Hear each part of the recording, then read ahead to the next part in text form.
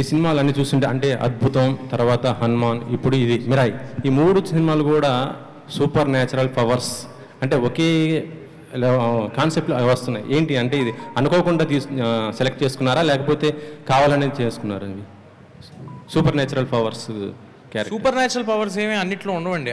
అద్భుతంలో లేదు, జాంబీ రెడ్డిలో లేదండి. అవి ఫ్యాంటసీ ఫిలిమ్స్ బేసిక్గా అన్నీ కూడా ఫ్యాంటసీ ఫిలిమ్స్, కానీ సూపర్ న్యాచురల్ పవర్ ఫిలిమ్స్ కాదు. ఓన్లీ హనుమాన్ ఒక్కటే సూపర్ న్యాచురల్ పవర్స్ హీరోకి వస్తాయి తప్పితే మిగతా అన్ని ఫ్యాంటసీ ఫిలిమ్స్. ఇది కూడా ఒక ఫిక్షన్ అండ్ ఫ్యాంటసీ మిక్స్ చేసిన జానర్ అండి. నాకు అలాంటి సినిమాలు చూడడానికి చాలా ఇష్టం. సో వై నాట్ మనం ట్రై చేసి అలాంటి ఎందుకు అచీవ్ చేయలేమని ట్రై చేస్తున్నాం అంతే. సూపర్ యోధుడు అంటే బాగా కండలు పెంచేసి బాగా బీభత్సంగా ఉంటుంటారు కదా, మీరు స్లిమ్గా ఉన్నారు, మరి దీనికి ఏమైనా కసరత్ చేస్తున్నారా? బాడీ బిల్డప్కి ఏమైనా ఉందా లేదా? మళ్ళీ అదే క్వశ్చన్ మీరు చేయమంటే చెప్పండి సార్, చేసేస్తాను ఒకసారి 6 ప్యాక్. మళ్ళీ అదే అడుగుతున్నారు. కాదు అంటే అది అవసరం లేదు సార్. అంటే కథ మనకి కావాలంటే కథ సపోర్ట్ చేస్తూ ఉంటే అది అవసరం లేదు. కథ అవసరం అయితే చేయొచ్చు, అంతేగాని అదేదో నేను చూపించుకోవడానికి నేను చేయడానికి చేయాల్సిన అవసరం లేదనుకుంటున్నా. మలేషియాలో మార్షల్ ఆర్ట్స్ ట్రైనింగ్ తీసుకున్నారంట సార్ మలేషియాలో మార్షల్ ఆర్ట్స్ ట్రైనింగ్ తీసుకున్నారంట. అవును సార్. అదే దాని గురించి ఏమైనా చెప్తారా? అంటే సినిమాకి ఒక ఫారెన్ యాక్షన్ మాస్టర్ చేశారు సార్, యాక్షన్ కొరియోగ్రాఫరు. సో ఆయన ఒక 10 days ట్రైనింగ్ ఇస్తాను రమ్మంటే నేను వెళ్ళి ట్రైనింగ్ తీసుకుని రావడం జరిగింది. అండ్ అవన్నీ కూడా ఓన్లీ సినిమాని ఎఫెక్టివ్గా ఆన్ లొకేషన్ ఎంత ఎఫెక్టివ్గా చేయగలుగుతాం, నన్ను డూపులు లేకుండా, హెడ్ రీప్లేస్మెంట్లు లేకుండా, అక్కడికి వెళ్ళాక డెసిషన్లు తీసుకోకుండా ఫుల్ వెల్ ప్రిపేర్డ్గా ఉండడానికి నేను ఇందాక అదే అన్నాను. ఈ సినిమాకి మేము మా 100% ఇచ్చి మా ప్రయత్నం అయితే మేము చేస్తామని, దాంట్లో ఒక భాగమే ఏ ట్రైనింగ్ తీసుకున్నా ఏం చేసినా. తేజ గారు ఇక్కడ తేజ గారు సార్ ఒక్కసారి నిలబడతారు, ఏమనుకోవద్దు. ఎందుకు సార్? నిలబడండి. ఏమైంది సార్? ఒక్కసారి నిలబడండి సార్, ఒక్కసారి నిలబడండి. యాక్చువల్గా హనుమాన్ సక్సెస్ మీట్లో మేము అడిగాం, యాక్చువల్గా తొడగొట్టండి అంటే హిట్ కొట్టేసి తొడగొట్టకూడదు అన్నారు. బట్ ఈ గ్లిమ్స్ చూసిన తర్వాత వీఆర్ షూర్ మీరు ఒక హిట్ కొట్టబోతున్నారు, దానికన్నా ముందు ఒకసారి తొడగొడతారేమని చెప్పేసి.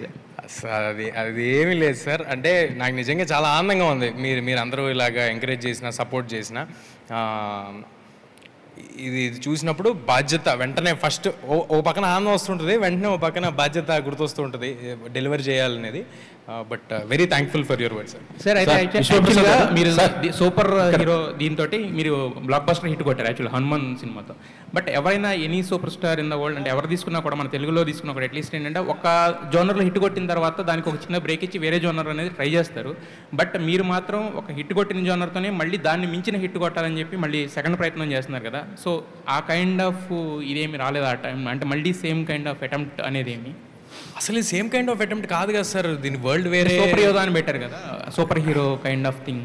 సూపర్ యోధానే సార్, కానీ అంటే నేను అంటుంది ఇప్పుడు మన తెలుగు సినిమాలు చూసుకుంటే మనకి యూజువల్గా సూపర్ హీరో సినిమాలు ఎందుకు రాలేదు తెలుసా సార్? ముందు నుంచి హాలీవుడ్లో వచ్చినట్టు స్పైడర్ మ్యాన్, సూపర్ మ్యాన్, ఎందుకంటే మన హీరోలు అందరూ సూపర్ హీరోలే. వాళ్ళు ప్రతి సినిమాలో చేసేది అదే, వాళ్ళు కొడితే 4 గాల్లోకి లేచిపోతారు, వాళ్ళు కారుని తవతలేయగలరు, వాళ్ళందరూ సూపర్ హీరోలే. అదేవిధంగా ఈ సినిమాలో సూపర్ హీరో, నెక్స్ట్ సినిమాలో కూడా మళ్ళీ నేను సూపర్ హీరోనే అవుతాయి. ఎవడైనా అడ్డు నుంచుని వాడు ఫైట్ చేయగలుగుతుంటే హీఈస్ అ సూపర్ హీరో కదా. అయితే ఇంతకుముందు మీకు యాక్చువల్గా మీరు 6th సినిమా ఇది, బట్ ఇంతకుముందు మీరు చేసిన 2 సినిమాలు కానీ నాట్ ఓన్లీ జాంబీ రెడ్డి కావచ్చు, హనుమాన్ కావచ్చు, దాని ముందు ఒక సినిమాకి కూడా ప్రశాంత్ వర్మ కథ అందించారు యాక్చువల్గా. సో మీ ఇద్దరు ఏంటంటే హ్యాండ్ ఇన్ హ్యాండ్గా నడుస్తుంటారు కదా ఇండస్ట్రీలో, అంటే నాట్ ఓన్లీ అంటే మోర్ దెన్ అంటే డైరెక్టర్ అండ్ హీరో దానికన్నా కూడా మోర్ దెన్ ఫ్రెండ్స్ కదా. సో మరి నెక్స్ట్ మీ ప్రాజెక్ట్స్ ఎంచుకునే విషయంలో కానీ వీటిల్లో కానీ మీరు ఏమైనా ప్రశాంత్ వర్మ గారి సలహాలు కానీ సూచనలు కానీ తీసుకోవడం కానీ అలాంటిది ఏమైనా ఫ్రెండ్షిప్ పరంగానే నేను అనేది అంటే పరస్పరం ఉంటుంది సార్. అంటే డిస్కషన్ అయ్యి ఉంటాయి, ఫ్రెండ్లీగా మామూలుగా మాడుకుంటూ ఉంటాయి.